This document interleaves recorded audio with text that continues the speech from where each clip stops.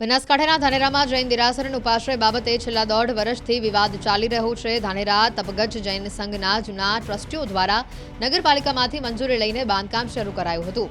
જો કે ત્યારબાદ ટ્રસ્ટીઓ બદલાયા। નવા ટ્રસ્ટીઓએ બાંધકામના મંજૂરીના પ્લાનમાં ફેરફાર કરવાની અરજી કરી અને માત્ર ઉપાશ્રય માટે મંજૂરી મેળવી।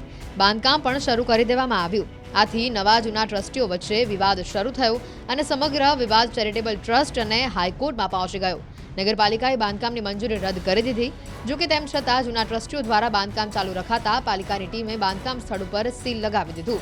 આ દરમિયાન જૂના ટ્રસ્ટીઓ બાંધકામ સ્થળ ઉપર પહોંચ્યા અને આરોપ લગાવ્યો કે પાલિકાએ ખોટી રીતે સીલ લગાવ્યું છે।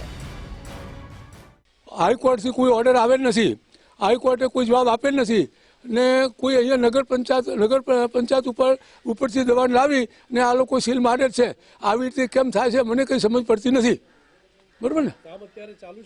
કામ તો બંધ કરાયું, સીલ મારી દીધું ને સાહેબ, કામ બંધ કરાયું। ખોટી રીતે આ સીલ માર્યું છે। હાઈકોર્ટનો ઓર્ડર તો અમને કેમ બતાવતા નથી?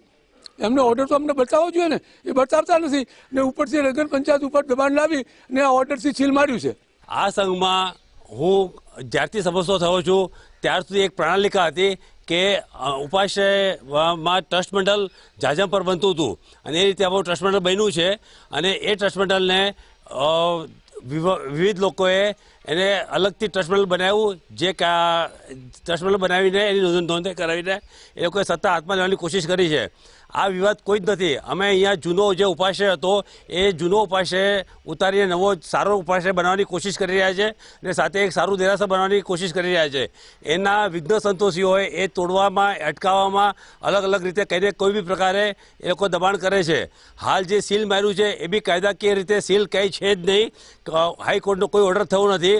અમે ઓનલાઈન બધું ચેક કર્યું છે, અમારા હાથમાં આજ સુધી કોઈ ઓર્ડર આવ્યો નથી। એવો કોઈ ઓર્ડર કામ બંધ કરવાનો કે કામ નહીં કરવાનો કે એવો કોઈ ઓર્ડર છે જ નહીં અને એના સિવાય નગરપાલિકા પર દબાણ કરીને કરવામાં આવ્યું છે।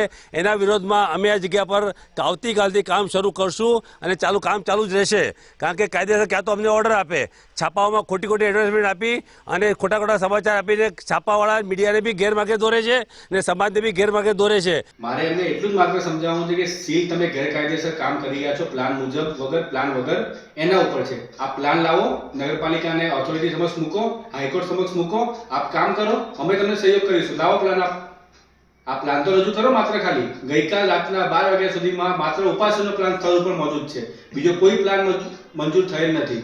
બીજો કોઈ પ્લાન એમાં સ્થળ ઉપર નગરપાલિકાએ કે ઓથોરિટી મંજૂર આપેલ નથી ને છતાં પણ તમે પોતાની જાતને સુપ્રીમ સમજી તમે એવું નિવેદન આપો છો કે અમે કાલથી પાછું કામ શરૂ કરીશું।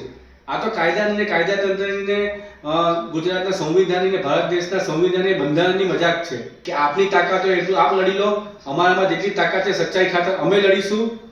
જે નિર્ણય થશે પ્રભુનો થશે, પ્રભુ જે કરશે ફાઇનલ થશે। પણ આવી ઊંધી ધમકીઓ આપી પ્રશાસનને કાયદો વ્યવસ્થાની પરિસ્થિતિને હાથમાં લેવાની કોશિશ કરશો નહીં। અસ્તુ।